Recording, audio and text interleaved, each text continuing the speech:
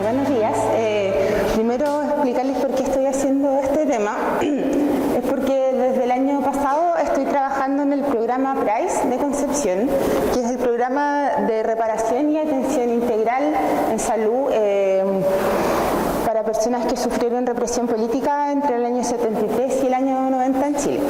¿Ya? Y el título de la presentación se llama Violencia, Trauma y Reparación. Igual abarca hartos temas, pero voy a intentar como concentrarlos en este rato de reunión. Entonces estoy acá en nombre del equipo de PRICE de Concepción para presentar este tema el día de hoy. Y me acompaña la doctora Verónica Elgueta, que trabaja ahí en el equipo PRICE conmigo. Bueno, voy a hablar primero sobre violencia y violencia política. La OMS define la violencia como el problema de salud pública más importante en el mundo actual y como el hecho más traumático y más destructivo al que se ha enfrentado el ser humano a lo largo de su vida.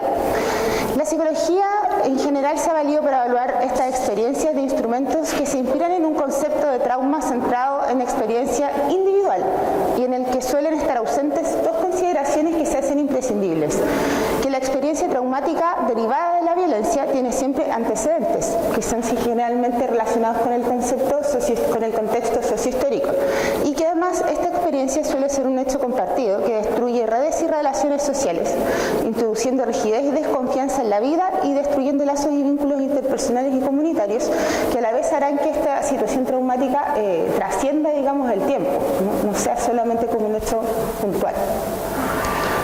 Bueno, la OMS define la violencia colectiva como el uso instrumental de la violencia por personas que se identifican a sí mismas como miembros de un grupo frente a otro grupo o conjunto de individuos con objeto de lograr objetivos políticos, económicos o sociales.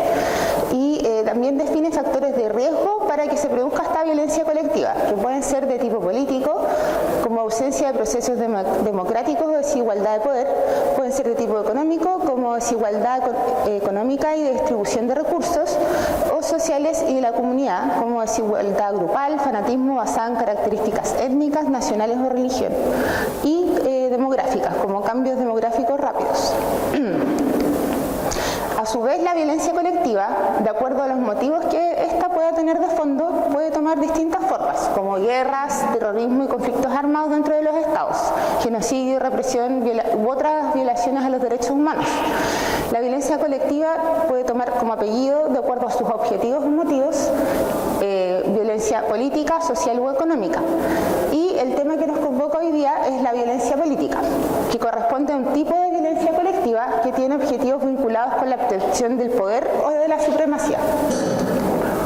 Hay mecanismos específicos por los cuales se valida las acciones violentas, las acciones políticas violentas, que por ejemplo está la justificación moral de la agresión.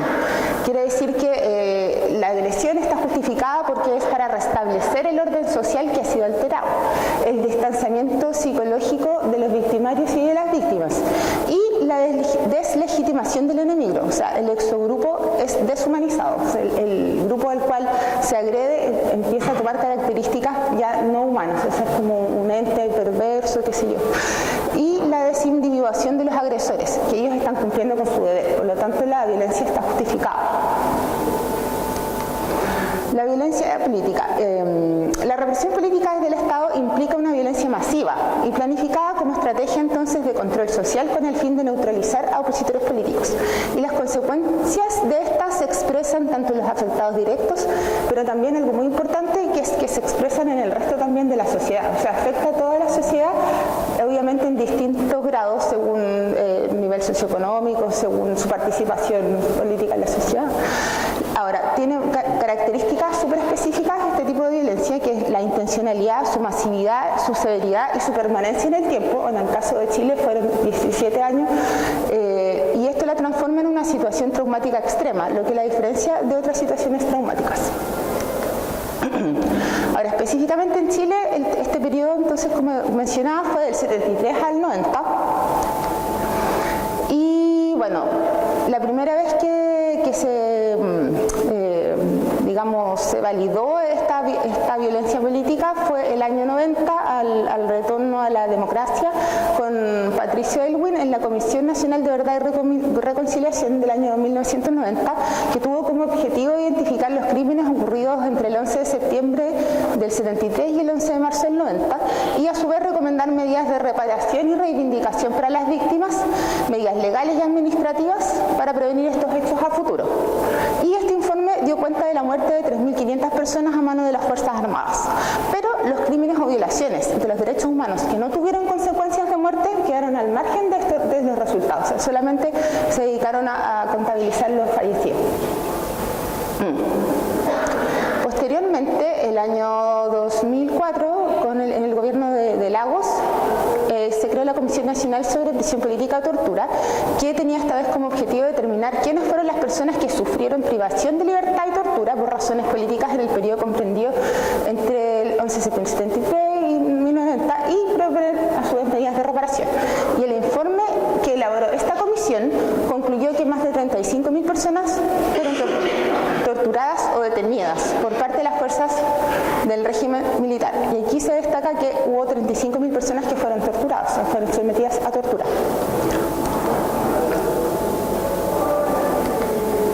Bueno, la tortura en Chile, entonces el 94% de los casos que fueron calificados por esta comisión señaló que fue víctima de tortura, la mayoría. Y casi todos, esto es un extracto, digamos, del informe de esta comisión, casi todos consideraban que la prisión y la tortura habían tenido efectos devastadores en sus vidas. A los trastornos en su salud mental se sumaba la perturbación en sus relaciones sociales, afectivas y sexuales, que llegó a deteriorar los vínculos con sus familiares y parejas, y que había causado en muchos casos rupturas insalvables. Esta experiencia de tortura provocada de manera deliberada y sistemática por agentes del Estado afectó profundamente la confianza depositada en las instituciones y en otros seres humanos. El retraimiento defensivo y el aislamiento llevaron a muchas personas a un empobrecimiento creciente de sus relaciones sociales y afectivas. Bueno, definiendo un poco qué es la tortura, porque en realidad uno a veces no sabe bien cómo se define, es un acto por el cual se inflige intencionadamente, que tiene que ser intencional, eso es muy importante, a una persona dolores o sufrimientos graves físicos o mentales para obtener de ella o de un tercero información o una confesión, castigarla por un acto que haya cometido o se sospeche que ha cometido, intimidar o coaccionar a esa persona o por cualquier razón basada en cualquier tipo de discriminación. Esto tiene que ser infligido por un funcionario público u otra persona en ejercicio de funciones públicas. O sea, no es como cualquier persona de la calle, digamos. El objetivo de la tortura es destruir la personalidad de la víctima, su percepción del mundo y del ser humano. Este acto de violencia extrema, un paradigma de la violencia política, daña los vínculos, rompe el tejido social y siembra la desconfianza y el miedo, sumergiendo a la persona en la soledad y en el aislamiento. Una de las particularidades de la tortura que fue ejercida durante la dictadura es que tras experimentar una amenaza real de muerte, los sobrevivientes debieron reintegrarse posteriormente a su vida familiar y social en un entorno afectado por el silencio y la negación de las acciones de violencia política, caracterizado por la impunidad de los agentes del Estado. O sea, se tuvieron que reintegrar y no había pasado nada, nadie validaba lo que les había ocurrido. Y esto generó, tanto en las víctimas directas como en su medio inmediato, más amplio, efectos y consecuencias que permanecen a través del tiempo. Y marcó obviamente el tipo de relaciones que se establecen, y no solo en ellos, sino en toda la sociedad, que lo voy a explicar como después. Bueno, como consecuencias de la violencia colectiva me voy a centrar un poco como en el trauma, como el concepto de trauma, un poco a través de la historia y más que nada eso. Lo voy a dividir un poco como en dos partes, como el periodo científico del trauma versus el periodo psicosocial del trauma, que es un poco como la transición desde el modelo biomédico hacia el modelo biopsicosocial del enfoque que se le ha dado al trauma. Este autor Medina lo dividió así, como me gustó un poco la definición porque es como ordenado.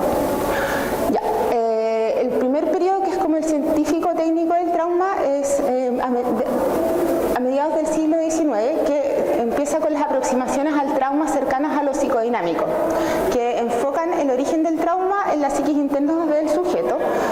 Por ejemplo, Freud, que fue uno de los primeros autores en hablar del trauma psíquico y de las neurosis traumáticas, que señala que, como ustedes recordarán, que las experiencias traumáticas, que pueden ser un gran evento o una secuencia de eventos menores, provocan una sobrecarga del psiquismo que sobrepasa las capacidades de afrontamiento de la persona que la sufre. Posteriormente, Kahn, otro autor muy importante, plantea la idea de que es trauma acumulativo, que surge en la relación con el otro yo. Ya se empieza a acercar un poco más la visión social. En 1980, por primera vez, se incluye el trastorno por estrés postraumático dentro de los trastornos de ansiedad en el DSM-3. Ahora, ahora está en el DSM-5 y el trastorno de estrés postraumático, en realidad, ¿cómo define el trauma? En general, digamos, en torno a los siguientes ejes: exposición a muerte, amenaza grave de violencia sexual de manera directa o indirecta, y presencia de una sintomatología pormenorizada bien descrita, que en general son los síntomas intrusivos, ¿cierto?, los síntomas de evitación y la activación de alerta y reactividad, a la que ahora último se añadió el criterio de las alteraciones negativas en las cogniciones y el estado de ánimo. Y el DSM en general ha centrado de manera casi exclusiva la investigación hecha desde la psicología sobre este tipo de acontecimientos y en la persona, sobre cómo la afectación en la persona, en el individuo, como muy biomédico, como el modelo biomédico. Y la crítica más poderosa y más generalizada ha provenido entonces del DSM de aquellos contextos en que el trauma aparece asociado a acontecimientos sociopolíticos o ideológicos, como aquellos relacionados con la violencia colectiva, que es la que estamos hablando ahora, porque el DSM no da cuenta de dos elementos esenciales en este tipo de trauma, que son los antecedentes, como les mencionaba, que es el contexto sociopolítico, y la situación posterior al trauma, que es, por ejemplo, la calidad del apoyo y la validación familiar, social y de las instituciones, que se ha visto que son elementos demasiado relevantes en la recuperación del trauma de estas personas, mucho más importante que a veces la farmacología o la psicoterapia individual. El DSM, no podemos negar que sí menciona factores de riesgo para TEP, como el temperamento, factores ambientales, condiciones raciales, pero esta consideración en general, la que hace de estos elementos, sigue siendo superficial y sigue definiendo el trastorno mental como una disfunción centrada en lo personal. Y el no reconocimiento del daño, el rechazo de los grupos de pertenencia o el incumplimiento de las promesas de reparación pueden resultar aún más traumáticas que la represión misma, pasando a los afectados de un papel de enemigos en el régimen al de víctimas enfermas en la transición. Y la visión de daño como una enfermedad y la impunidad percibida a nivel político, jurídico y social se ha visto que también es un factor de retraumatización y cronificación del daño, es decir, que transformar a las personas que han sufrido trauma psicosocial en enfermos, patologizarlos, también puede ser un factor de retraumatización. Ahora viene el periodo psicosocial del trauma. Y bueno, el periodo psicosocial del trauma, en que ya se acerca más va del modelo biomédico al modelo biopsicosocial, se inicia a finales del siglo XX, en que se empieza a ampliar el espectro del trauma a sus consecuencias, entonces, como les decía, la vida social, y se empieza a incorporar de manera activa la visión de las víctimas. Principalmente se dio con los aportes de estos dos autores, que son Bettelheim y Gilson, que son personas que vivieron experiencias traumáticas de manera personal durante la Segunda Guerra Mundial. A Bettelheim se le atribuye el concepto de traumatización extrema, que él definió, digamos que él acuñó, que reside en estructuras de poder establecidas y en la sociedad que buscan eliminar determinados grupos, y está conformado por una sucesión de hechos organizados para que las personas sientan que su vida está en peligro, y genera una situación límite donde la amenaza de vida es cotidiana y termina socavando al individuo tanto psíquica como físicamente. Y él la definió en base a su experiencia en campos de concentración. Posteriormente, Gilson incorpora el concepto de traumatización secuencial, que también es propio de contextos sociopolíticos, donde se dan, entonces, él le da como un carácter de secuencia. Entonces dice que no, esto no es solamente un evento puntual, sino que primero hay un impacto en la experiencia bélica seguido del horror propio de la experiencia, y posterior a esto las consecuencias en toda la sociedad posteriores a los eventos. Y además de añadirle un carisma así como secuencial al concepto de trauma, Gilson empieza a introducir el transgeneracional, que sería que las secuencias traumáticas generan un proceso cuyas consecuencias pueden trascender el término de la violencia y proyectarse a las siguientes generaciones, o sea, como ya después de las personas, los hijos y nietos que vivieron el daño directo producto del trauma. Finalmente, este autor, que es muy mencionado en este tipo de investigaciones de trabajos, que es Martín Baró, acuñó el tema, como que reunió toda esta información y elaboró el concepto de trauma psicosocial, en el cual él define que el daño se origina en el espacio social como relaciones aberrantes y deshumanizadoras y afecta a toda la sociedad, de manera diferenciada, obviamente, de acuerdo a los grupos o clases sociales en pugna, y lo llama entonces trauma psicosocial. Y como les decía, las condiciones posteriores al trauma, como falta de reconocimiento social, culpabilización de las víctimas e impunidad, son los que generan la retraumatización. Yo en un ataque de creatividad hice esta figura y aparece como ahí arriba, el silenciamiento de las víctimas, la impunidad, la negación de los hechos por parte de la sociedad generan retraumatización. Esto hace que el trauma no pueda ser elaborado, las personas vivan con culpa, desconfianza y aislamiento social. Esto genera que haya cronificación de sus manifestaciones en la salud, o sea, todo tipo de manifestaciones en la salud, lo que sea de salud física o salud mental, y a su vez alteraciones de las dinámicas relacionales, que las voy a describir un poco después. Y esto a su vez genera que el daño, sobre todo la alteración de las dinámicas relacionales familiares, que esto se transmita a las generaciones posteriores. Bueno, entonces el trauma psicosocial es la cristalización de estas relaciones sociales basadas en la violencia, y esto es como lo mismo que ya dije. Bueno, la transmisión transgeneracional del trauma, que es el concepto que estaba introduciendo recién, que es un poco lo que voy a explicar ahora, que también un poco lo que justifica que hayan tantos usuarios PRICE todavía. Hay estudios con descendientes de sobrevivientes judíos del Holocausto y con familiares de víctimas de dictaduras en varios países de Latinoamérica que vivieron dictaduras durante los años 70, como aparte de Chile, Argentina, Brasil, Uruguay, que dan cuenta de que las situaciones traumáticas producto de la violencia política tienen consecuencias sobre varias generaciones de descendientes y no solamente en las víctimas directas del trauma. El daño transgeneracional es la presencia de consecuencias negativas en el psiquismo de los descendientes de las víctimas del trauma. Y en general los estudios de mecanismos de transmisión de trauma psicosocial se han desarrollado desde la psicología social, las tradiciones sistémicas y las tradiciones psicodinámicas. Voy a hablar brevemente de las tres. Bueno, desde el punto de vista de los mecanismos de transmisión sociopolíticos, en general el tema de la impunidad y la retraumatización es lo que genera la cronificación del daño y la estigmatización de los hijos y nietos, que se transforma en parte importante de su desarrollo identitario.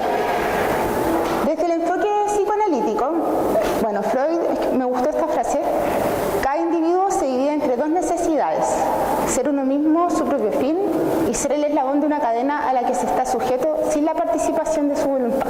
Esa es una frase de Freud. En la constitución en el niño del superyo y del ideal del yo, a partir de los modelos de sus padres, obviamente sus padres le pueden heredar tanto sus deseos como sus inhibiciones y tabúes. A partir del enfoque psicodinámico, estos dos autores, que son Abraham y Torok, generaron como una teoría que se llama la cripta y el fantasma, que se menciona mucho como en los textos de trauma psicosocial, que en resumen, súper resumen, lo que dice es que situaciones no elaboradas se incorporan en la psiquis o se introyectan y se constituyen como trauma en el yo, y esto le llaman cripta.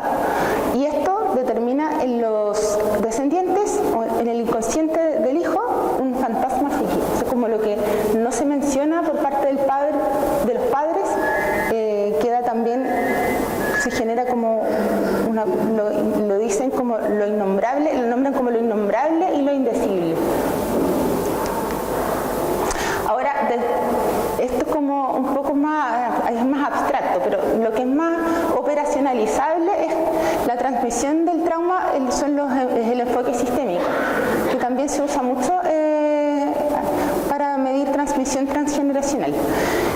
Desde este punto de vista, las tramas de lealtades invisibles en estas familias implican existencia de expectativas estructuradas en los grupos familiares, en los cuales todos los miembros adquieren un compromiso. O sea, es súper nosotros vemos estas familias en las cuales toda su vida, como su leitmotiv, es como la búsqueda del familiar, o sea, toda la familia tiene que estar comprometida con esta causa. Como las lealtades invisibles moldean el comportamiento individual. Un parámetro útil en la evaluación del funcionamiento familiar es la claridad de los límites o las reglas. Entonces, en general hay dos tipos de familias, que son las familias de límites difusos, en las cuales están aglutinadas con aumento de la comunicación y preocupación como excesiva. La familia se cierra sobre sí misma. Y las familias de límites rígidos, en que son desligadas, la comunicación es difícil, los miembros autónomos, pero con desproporcionado sentido de la independencia, y carecen de pertenencia, no pudiendo pedir ayuda cuando la necesitan. En general, lo que se ha visto en familias de personas que han sufrido trauma por violencia política y sus descendientes son familias de límites difusos, familias aglutinadas que en verdad se cierran sobre sí mismas y dificultan mucho el proceso como de autonomía de los hijos. Entonces, como les decía, las personas que sufrieron este trauma vivieron en años de silencio como mecanismo de adaptación para proteger también a su familia. Se le llama esto la conspiración del silencio, que a su vez genera cronificación del daño y transmisión. Las familias tenían también, según el CINTRAS, algunas dinámicas que se vieron en forma característica y las dividieron en 4 tipos de familias. Las familias víctimas, que eran los descendientes parentalizados, que eran estas familias, bueno, parentalizados, ustedes ya saben lo que quiere decir. Las familias emocionalmente apáticas, que son adultos que después se ven los hijos adultos con sentimientos de soledad, depresión. Las familias luchadoras, en que cualquier signo de debilidad expresado por los hijos es repudiado y tienen mucho sobrecontrol emocional. Y familias que lo lograron, en que hay gran presión por alcanzar los logros sociales y satisfacer las exigencias de sus padres.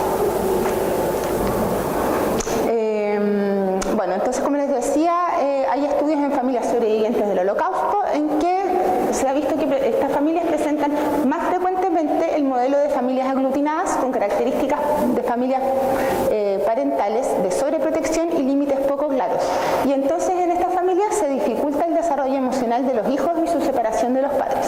Y esta misma situación se ha visto replicada en Chile por otros investigadores, que también ha visto que estas familias son aglutinadas y de límites rígidos y que las familias extreman las lealtades familiares e interrumpen así las fases del ciclo de vida.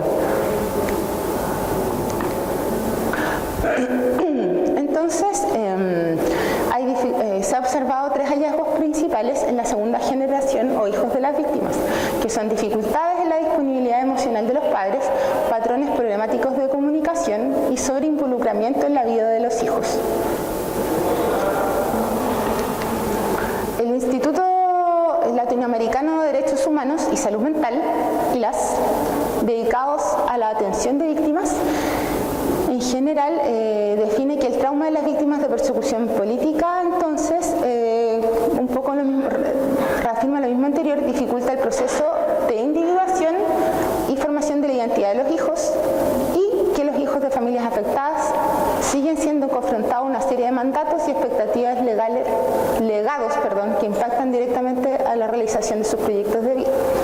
Es muy frecuente que estas familias no puedan tolerar la individuación en los hijos adolescentes porque ésta reedita sus sentimientos de pérdida y de duelo no elaborados.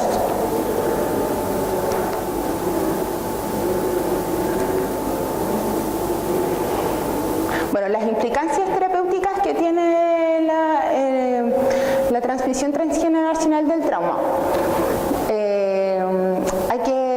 Lo que se recomienda es, obviamente, aproximaciones preventivas que eviten la estigmatización. Práctica médica psicoterapéutica individual no es suficiente y el modelo de trabajo, evidentemente, es biopsicosocial. Y la elaboración de la experiencia de los descendientes supone la integración del trauma para que éste sea parte significativa de su identidad, de la formación de su identidad. Ahora, reparación. Voy a hablar un poco como de lo que es la reparación, que es parte del nombre del PRAIS, programa de reparación. ¿Y por qué puse esa figura? Porque reparación significa transformación. O sea, su origen, la palabra en latín, en verdad, no es como uno se imagina así como pegar las cosas, sino que quiere decir transformación. La reparación en el acercamiento al trabajo con víctimas en este trabajo debe prevalecer el reconocimiento de la subjetividad, de las necesidades frente al acompañamiento y, muy importante, los recursos de las colectividades. Y el modelo occidentalizado que da énfasis en las intervenciones individuales y saca al individuo de contexto no es suficiente. Para los profesionales que trabajamos en este tipo de reparación, se hacen importantes habilidades terapéuticas como conocer las condiciones del conflicto armado, el marco transicional de justicia y los sistemas de aplicación de los mismos.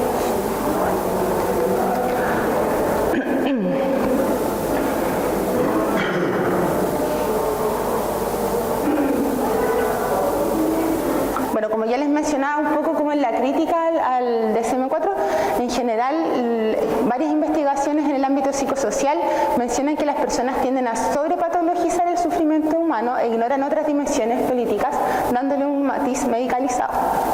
Y esto puede tener a su vez un efecto retraumatizante en las víctimas. Entonces, en el camino de la reparación, en que nosotros somos más acompañantes de las víctimas, uno de los criterios centrales, o uno de donde parte todo el trabajo, es el reconocimiento de los impactos y afectaciones de las víctimas y su dignificación y recuperación. Dentro del reconocimiento está el reconocimiento público y el accionar de la justicia y las medidas de reparación que pueden implementarse.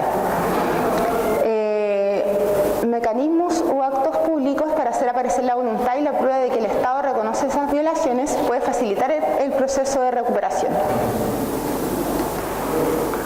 Entonces, sería esencial en el proceso de reparación recuperar la dignidad para reparar tanto el daño moral como el psíquico y desculpabilizar a la víctima sacándolo de su contexto de criminalidad. Entonces, como les mencionaba en un principio, recuperar el significado de la palabra reparar, que etimológicamente se deriva del latín reparare, y significa disponer de nuevo o transformar esas afectaciones y trascender de una condición de víctima a un sujeto de derecho. Entonces, las recomendaciones para el acompañamiento psicosocial en general es que debe ser esto visto como un proceso de transformación que recupere la institucionalidad pública, social y comunitaria, que promueva la participación activa de todos los sectores de la sociedad, evaluar los recursos propios de las comunidades y sus necesidades y efectuar actividades de promoción de salud, activando grupos y redes sociales existentes. También sería importante vincular las actividades de promoción al trabajo de derechos humanos, que es un poco lo que se debería hacer a través del programa PRAIS, lo que nosotros pretendemos. Este es el Museo de la Memoria y los Derechos Humanos, el polémico Museo de la Memoria. Bueno, voy a hablar un poco de lo que es la memoria. Es como la memoria como manera en el fondo de reparación, de transformación y una forma de integración del trauma y así recuperar la identidad para las personas que han sufrido daño en este tipo de situaciones. La historia como reconstrucción del pasado tiene dos formas en general. Se resume la historia escrita o la historia formal y la historia viva. Hay un autor que estudia este tema de la memoria colectiva, la memoria histórica, que es Holbach. Y él parte de esta definición, entonces, diciendo que la memoria colectiva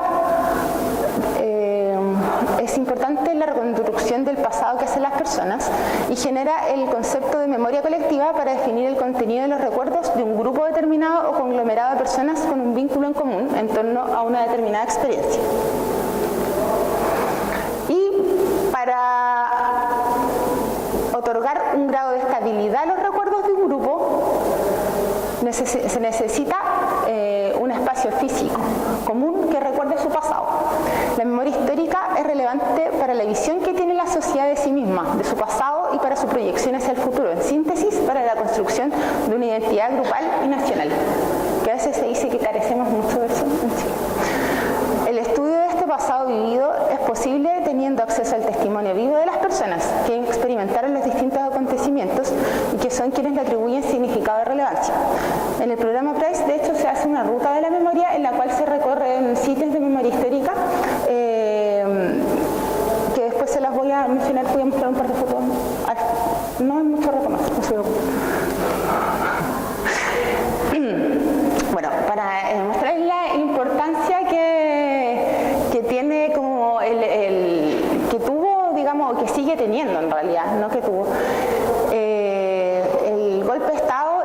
posterior dictadura en la sociedad chilena, como que no había cómo mostrárselo.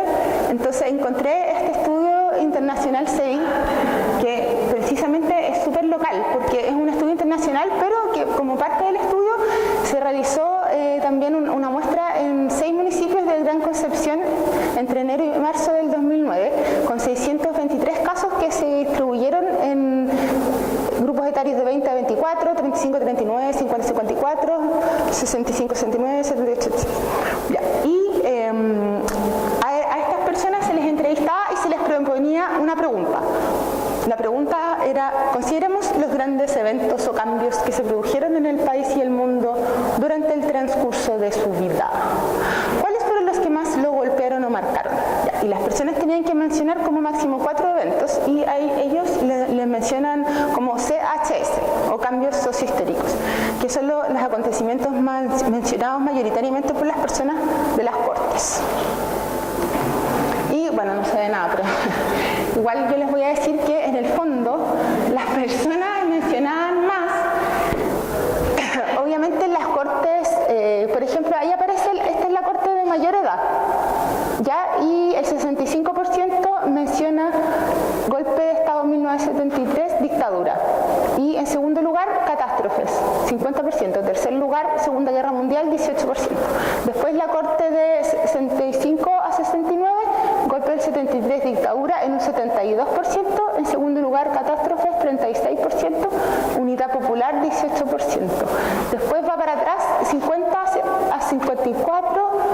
La más nombrada igual fue golpe 1973, dictadura, 67%.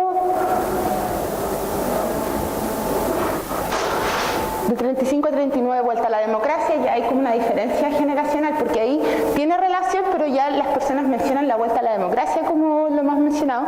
En segundo lugar, 39%, el golpe dictadura. Posteriormente, el 11 de septiembre del 2001, eso empieza a aparecer muy relevante en las Torres Gemelas. Y finalmente, la Corte más joven, de 20 a 24 años, el evento más mencionado fue las Torres Gemelas, 11 de septiembre del 2001, que igual es como súper llamativa. Bueno, entonces se ve que en realidad los eventos, las CHS, que tenían relación con el golpe de Estado y dictadura, fueron las más mencionadas. Y en segundo lugar, las catástrofes, o sea, se refiere como a los terremotos del país. Y en tercer lugar, Torres Gemelas. En conclusión, ellos concluyen, este es un estudio sociológico.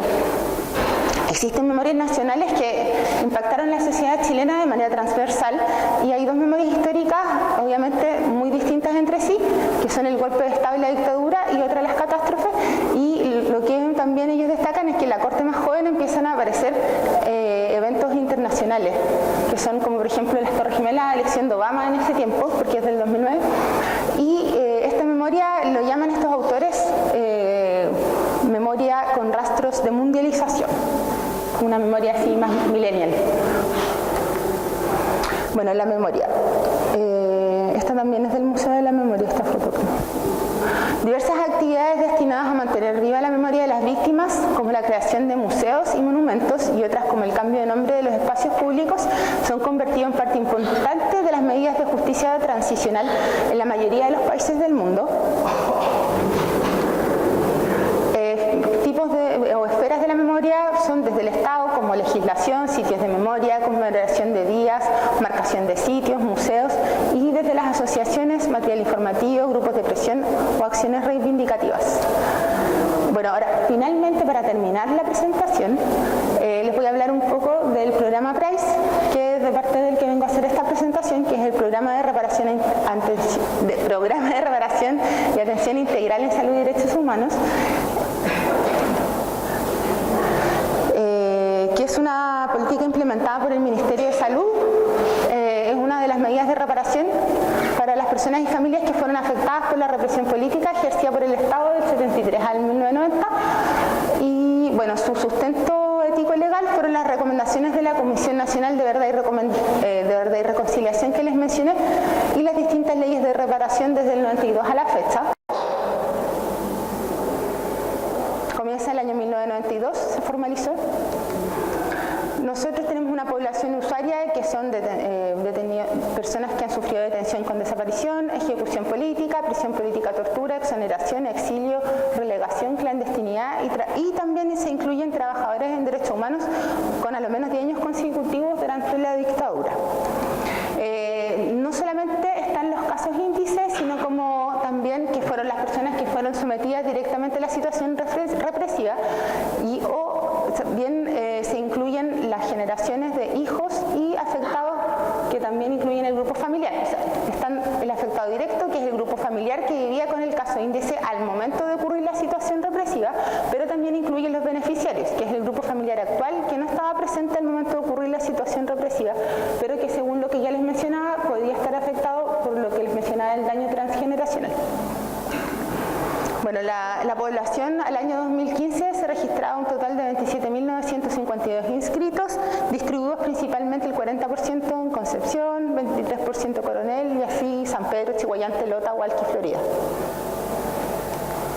Los objetivos del programa PRICE son principalmente 4. Obviamente, tratar las consecuencias de la violencia política en la salud física y mental, implementar un modelo de atención integral que vaya con lo que ya hemos mencionado, también generar conocimiento en relación a esta temática y también desarrollar una cultura de derechos humanos. Y lo que les decía anteriormente, en el programa PRICE se desarrolla una ruta de la memoria anualmente que contempla un recorrido por 4 lugares donde ocurrieron hechos represivos durante la dictadura, como el Memorial de Lorenzo Arenas, el Memorial de Quebrada Honda en Tomé, el Estadio Regional y la Catedral de Concepción. Ahí hay una foto en el estadio. En esta ruta son los mismos usuarios que hablan y cuentan sus experiencias que sufrieron en estos sitios. Bueno, no sé si ustedes conocen dónde se ubica el programa PRICE, que está al lado del Víctor Manuel Fernández, pero afuera, como en la digamos, pared, no sé, como pandereta, se hizo un mosaico muy bonito y es también una de las formas en que yo pienso que los usuarios han conservado una memoria y han logrado un cierto grado de reparación. ¿Se pueden pasar a verlo algún día? Bueno, y para finalizar puse esta frase de Carl Jung que encuentro que es muy representativa como de los procesos de trauma y como la validación, que es como el punto de partida para los procesos de reparación. La validación que necesitan las personas que sufren trauma. Y la frase dice: los sentimientos que primero se expresan y luego son reconocidos y validados por un interlocutor de confianza perderán intensidad. Cuando se ignoran o se niegan, los sentimientos cobran fuerza. Un gato ignorado se convierte en un tigre. De Carl Jung. Gracias.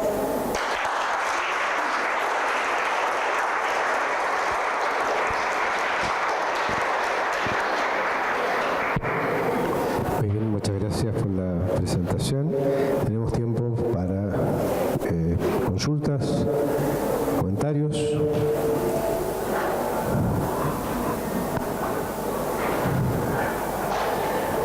Doctor Valdivia, levantando. Tengo una pregunta, una suerte de pregunta, reflexión.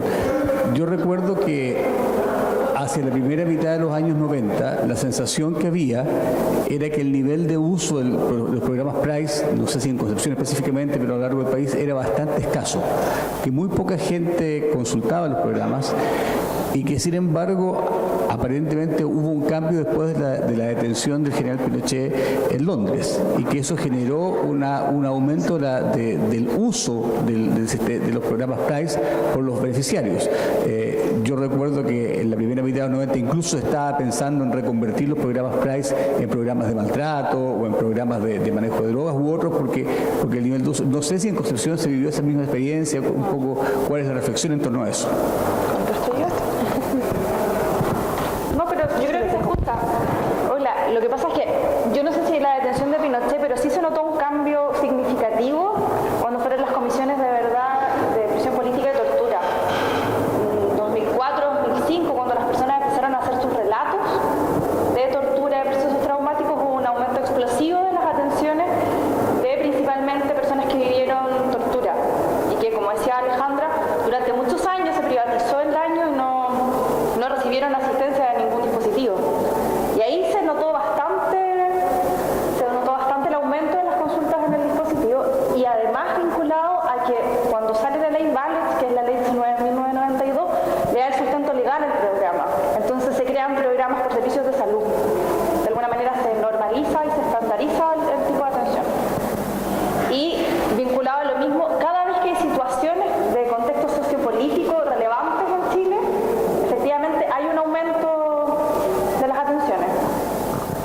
depender las fechas significativas, los usuarios consultan más, son más bien cíclicos. En las elecciones también hubieron, en las elecciones anteriores de cuando salió Piñera, y en este nuevo periodo ha sido bastante retraumatizante el proceso de cómo se ha llevado el tema de derechos humanos. Ellos lo han vivenciado como un proceso retraumatizante, algunos usuarios. Sí, eso principalmente. Gracias.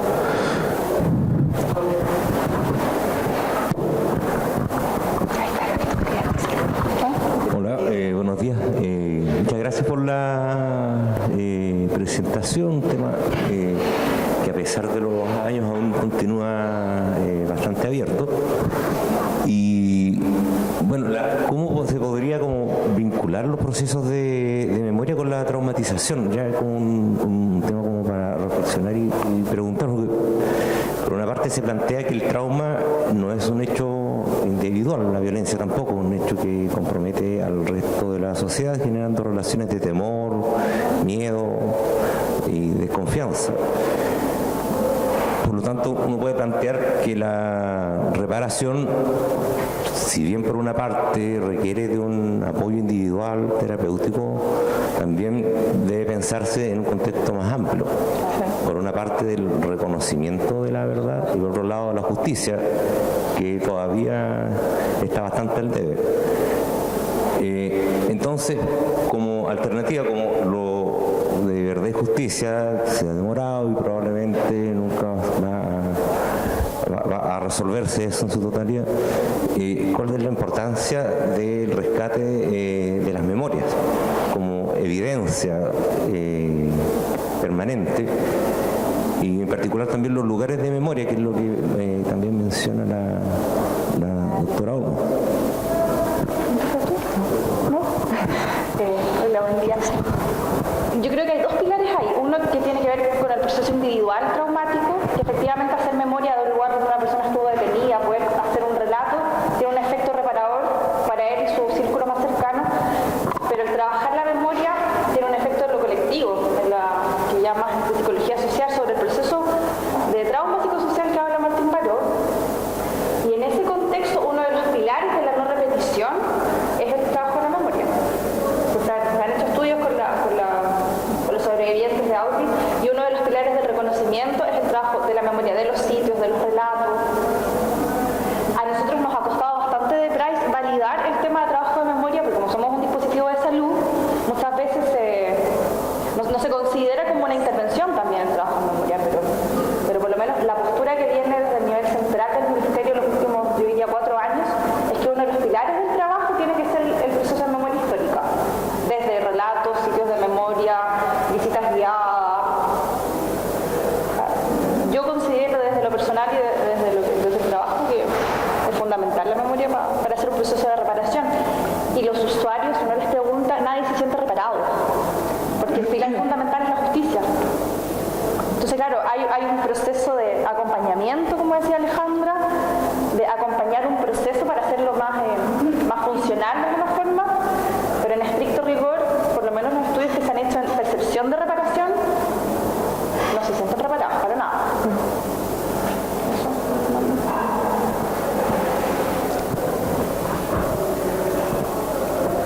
Eso. No va a comentar, ¿no? ¿No va a comentar?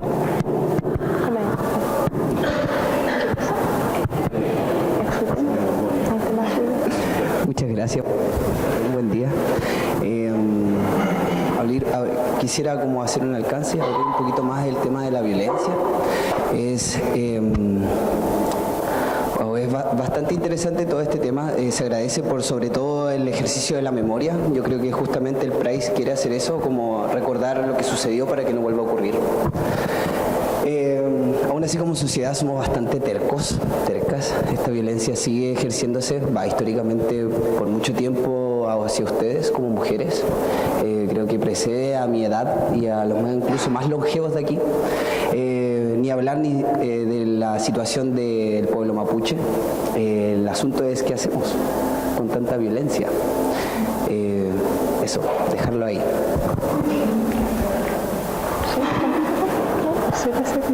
O sea, yo creo que lo más importante es no normalizar la violencia, que es la base. Es que se normaliza, muchos funcionarios, nosotros somos, al ser funcionarios públicos, somos garantes de derechos. Por lo tanto, estamos en la obligatoriedad de respetar los derechos humanos, que muchas veces eso no se sabe en los funcionarios públicos. Y yo creo que lo más importante es la memoria, porque si yo voy haciendo memoria, voy haciendo un relato, O sea, como coincidiendo con lo que dice la Vero, evidentemente yo creo que un pilar fundamental para saber qué hacer con la violencia es como la educación. Para mí la educación significa difusión, por ejemplo, de programas como este y otros programas que enseñen un poco las cosas que han pasado en el pasado, porque si no tendríamos que depender de que cada persona lea en su casa y eso es como más difícil, y la educación que podemos darle a nuestros hijos, y a su vez esto también nos daría en teoría mayor garantía de no repetición, o por lo menos ayudaría. O sea, igual yo percibo que la sociedad, o sea, la generación de ahora va como con distintos valores, un poco menos en la violencia, como que estamos avanzando para allá, creo yo, pero es pega para la casa, para los jardines infantiles. Acá. Hola, gracias por la presentación. Creo que comparto con los que han conversado respecto de que sacar a flote estos temas permiten quizás como reconocerlos como realmente importantes a nivel de salud pública. Mi énfasis y la pregunta que quiero hacer tiene que ver un poco con esta zona intermedia en que aparece la sintomatología en un ser humano, ¿me entiendes? Como una manera de vivenciar, ¿ya? Un fenómeno interno, social, etcétera. Y también los agentes de salud como patologizan, ¿cierto?, ese sentir, ¿ya? Desde un punto de vista quizás casi como lo que ustedes comentaron delante, como una enfermedad, ¿cierto? Entonces, ¿cómo trabajan un poco esto de reivindicar, ¿cierto?, el hecho de haber sido víctima y no necesariamente quedarse en la reacción que tuvo esta persona frente al evento, que la reacción puede ser efectivamente calzar con todos los tickets de una patología? Ejemplo, personalidad limítrofe, ejemplo, personalidad histriónica, ejemplo, no sé, alguna otra, descontrol de impulsos, etcétera. Eso es una pregunta. ¿Cómo trabajan esa zona intermedia? A nivel de diagnóstico, ¿ponen otra cosa también? ¿Cierto? Como hacen en Talcahuano, que diagnóstico ponen pobreza. ¿Me entiendes? O alguna otra cosa. Esa es como una pregunta. Y lo otro, ¿cómo trabajan? Aquí tenemos algunas, pero pocas intervenciones grupales. ¿Allá se trabaja más a nivel grupal que individual? ¿Cómo es el enfoque concreto? Gracias. Bueno, yo voy a contestar la última. Efectivamente, se han formado a lo largo de los años varios grupos, algunos autónomos, conformados como grupo de autoayuda con acompañamiento de profesionales del equipo, y cada cierto tiempo se están haciendo talleres psicoterapéuticos que son dirigidos por miembros del equipo. Entonces, en este momento se acaba de terminar un taller de arte terapia como estrategia para trabajar el proceso colectivo. Hay un taller de mindfulness. Yo estoy haciendo yoga. ¿Tenemos colectivo? Un grupo de mujeres que estaban trabajando el tema de la violencia sexual. Hubo un taller de literatura. Entonces, tenemos la posibilidad de hacer talleres psicoterapéuticos grupales y tratamos de ocupar cada vez que podemos ese espacio. Y por fortuna, varios profesionales del equipo están capacitados en eso y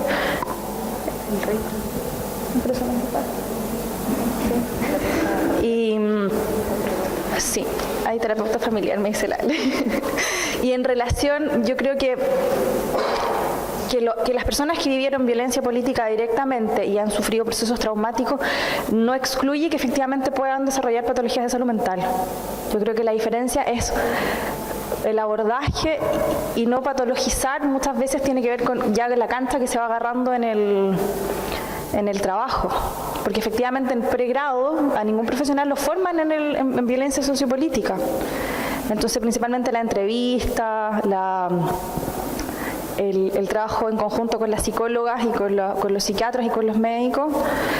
Y por supuesto hay casos que son graves y ocupan fármacos de manera permanente, y hay otros que son más bien cíclicos y frente a situaciones de alta demanda aparecen sintomatologías y se puede hacer un trabajo sintomático o psicoterapia.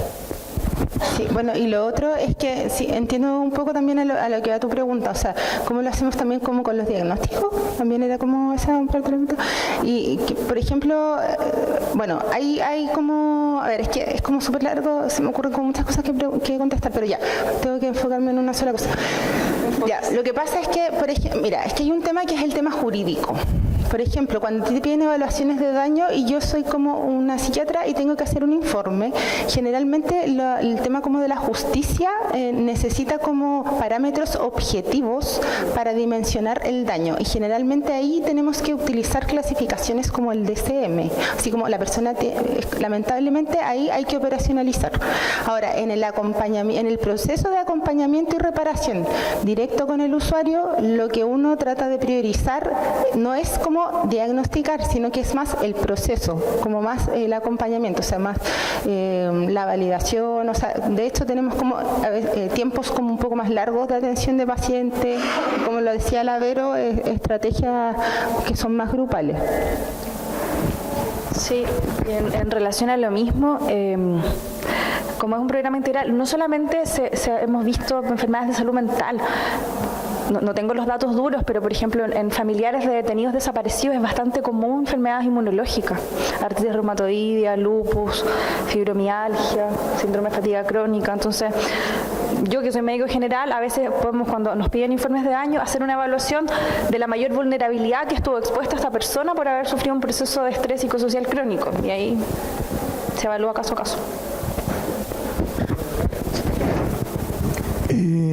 Muchas gracias, felicitaciones por la presentación. Yo quería hacer una reflexión, recordando, hay un gran escritor italiano, Primo Levi, que fue un luchador antifascista que estuvo preso en el campo de concentración y tiene un libro maravilloso que se llama La trilogía de Auschwitz, y otro libro que se llama Si esto no es un hombre, donde reflexiona acerca de la barbarie de lo que fue el campo de concentración y vivir la experiencia traumática extrema, ¿no?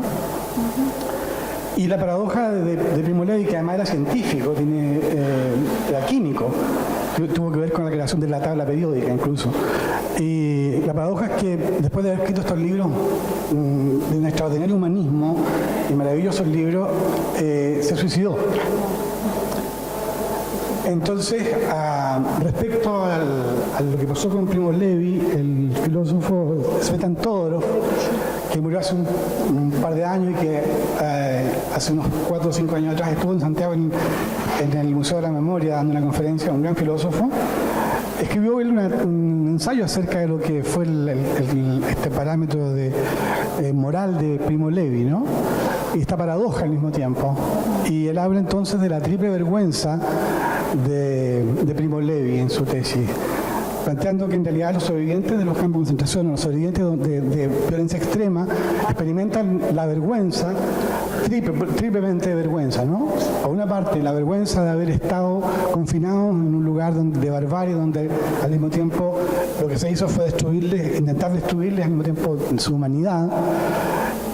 La vergüenza de haber sobrevivido, dice él, porque al mismo tiempo sobre los que sobrevivieron muchas veces se plantearon incluso cosas como horriblemente dramáticas, ¿no es cierto?, como sentimientos de culpa, ¿no? O sea, por la vergüenza de haber sobrevivido y no ser tan distinto de los otros que murieron allí. Pero dice él que la otra vergüenza es la vergüenza de haber, la vergüenza de Primo Levi es la vergüenza de haber pertenecido a una estirpe que nunca reconoció el daño que había hecho. En ese sentido, efectivamente, es muy retraumatizante y es como una deuda de la justicia el que en la deuda está en que en realidad nunca hubo arrepentimiento y nunca hubo expresión de arrepentimiento.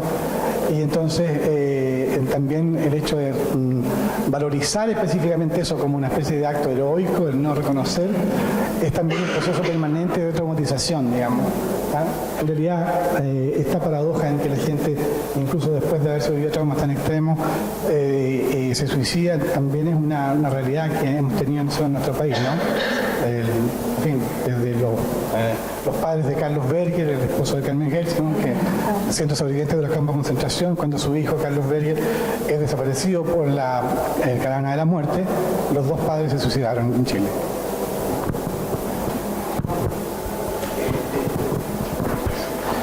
Muy interesante el tema. Esto me trae muchos recuerdos. Desde mi adolescencia he estado metido en grupos de derechos humanos, promocionando la lucha contra la tortura. En los años 80 vine a Concepción también. Precisamente estuvimos en contacto con la Vicaría de la Solidaridad, y este tema de la memoria en el estudio de cohortes se muestra claramente cómo a medida que van pasando los años la gente va perdiendo la memoria, ¿no? Ustedes ven que las personas de mayor edad, su elemento traumático es el golpe y la dictadura, y en la juventud prácticamente es un hecho que ocurrió a miles de kilómetros en Estados Unidos. Y de alguna forma también hemos ido perdiendo la memoria por la invisibilización de los lugares de memoria, de lo cual he vuelto a revisar algunas cosas gracias al trabajo de la señora de ASEF, que ha sido muy importante en eso. Creo que muchos han pasado aquí en la calle, aquí cerquita, ¿no?, donde está la Universidad del Desarrollo. De repente ven un monolito y no saben de qué se trata. Ahí estuvo la Vicaría de la Solidaridad. Bueno, pero más allá de que esto es un modelo que ya se había repetido, se vio con la dictadura de los coroneles en Grecia del año 67 al 74, acá en Chile se replica parte de lo que estaba pasando también en Sudamérica en una forma extremadamente violenta. Y la pérdida de memoria parte ya con el tema de la amnistía que se impuso por parte de la dictadura. Y de ahí para adelante como que seguimos marcando el paso. El tema es que empezamos a encontrar ahora dispositivos ya estructurados donde se trabaja con víctimas que son víctimas crónicas. En todo paciente crónico, el cuidador se ve afectado. Y por lo tanto hay que tener una acción de reparación también sobre el cuidador o los reparadores. ¿De qué manera se ha visto afectado el equipo tratante de Price? Esa es mi pregunta.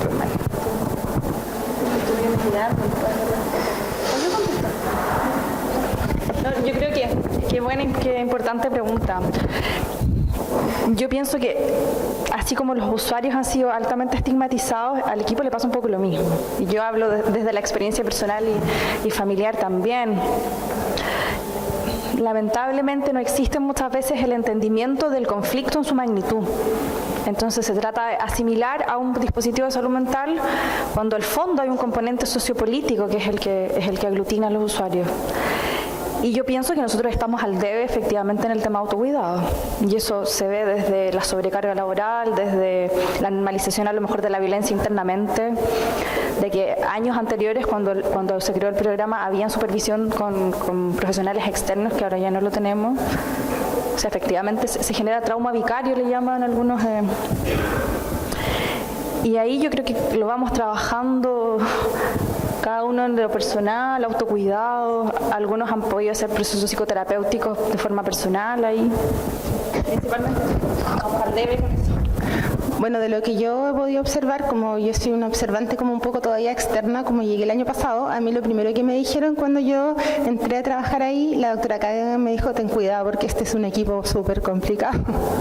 Porque en realidad el equipo Price tenía como una mala reputación, sí, estaba como estigmatizado en el servicio como un equipo conflictivo, como un equipo como que alega, como que todo lo encuentra malo, y en realidad mi experiencia ha sido todo lo contrario, es como me he sentido súper acogida, un ambiente laboral súper bueno. Y yo creo que eso también es parte como un poco de la estigmatización del equipo. Y en general el equipo igual tiene autocuidado, tiene días de autocuidado, pero más allá estamos bastante pobres en cuanto a temas. Yo de lo que yo leí, hay estudios, pero para las personas que hicieron acompañamiento durante el periodo de dictadura. O sea, hay estudios de daño para las personas que ejercieron, digamos, durante este periodo de silencio, en que la única espacio que tenían las víctimas era efectivamente la psicoterapia individual para visualizar su daño en ese periodo en que los equipos de trabajo en realidad se exponían a una alta peligro incluso de su ahí hay estudios, pero actualmente ya no, como que ya no se considera que sea como algo distinto, entonces no hay algo especial. Dos pequeños comentarios consulta, muy breves.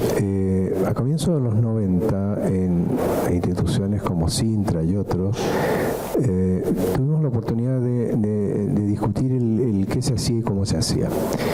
Y uno de los conceptos que estaba muy en boga en ese momento era el concepto del vínculo comprometido.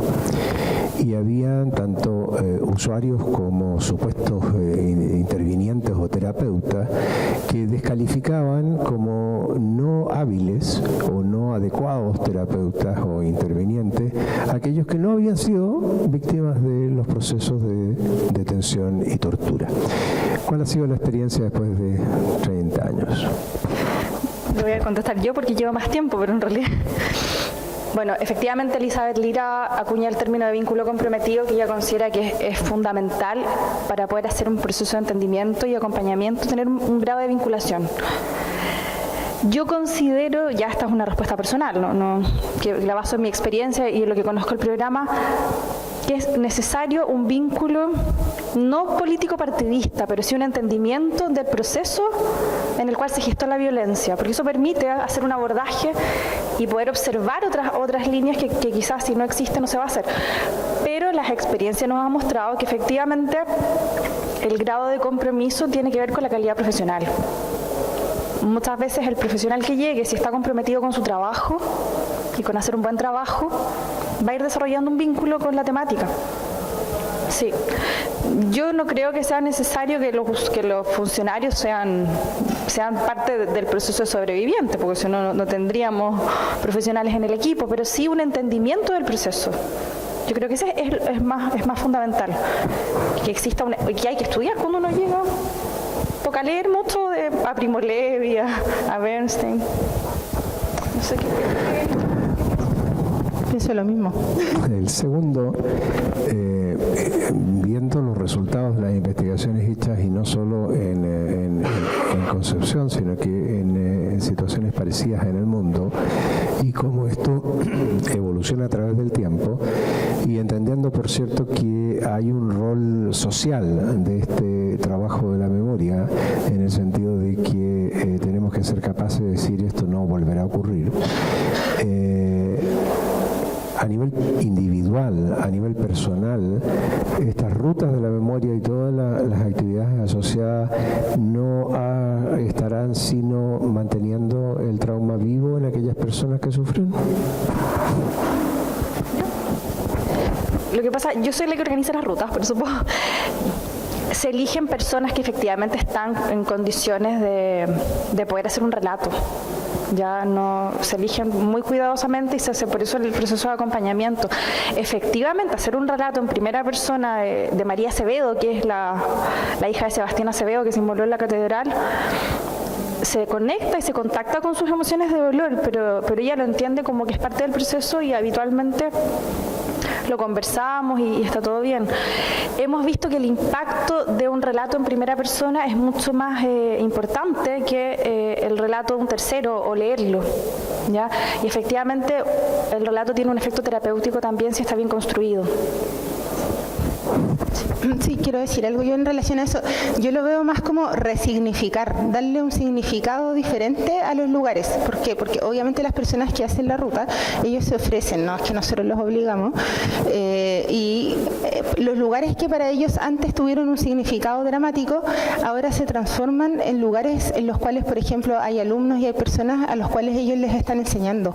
Entonces, eso es como tomar un lugar que para ti tuvo un significado negativo y transformarlo darle un significado, como simbolizarlo en algo bonito, que es como la reparación, la transformación, transformar simbólicamente ese lugar en vez de en un memorial como de algo positivo, de un proceso como de aprendizaje. Y no me acuerdo qué autor leí, pero la reparación está en el aprendizaje, que fue lo que leí, pero no me acuerdo de quién. No, eso, y que muchas personas han considerado como una estrategia de transformación el trabajo en la memoria. Entonces ellos ocupan esa estrategia para poder trabajar sus procesos también traumáticos. Muchísimas gracias.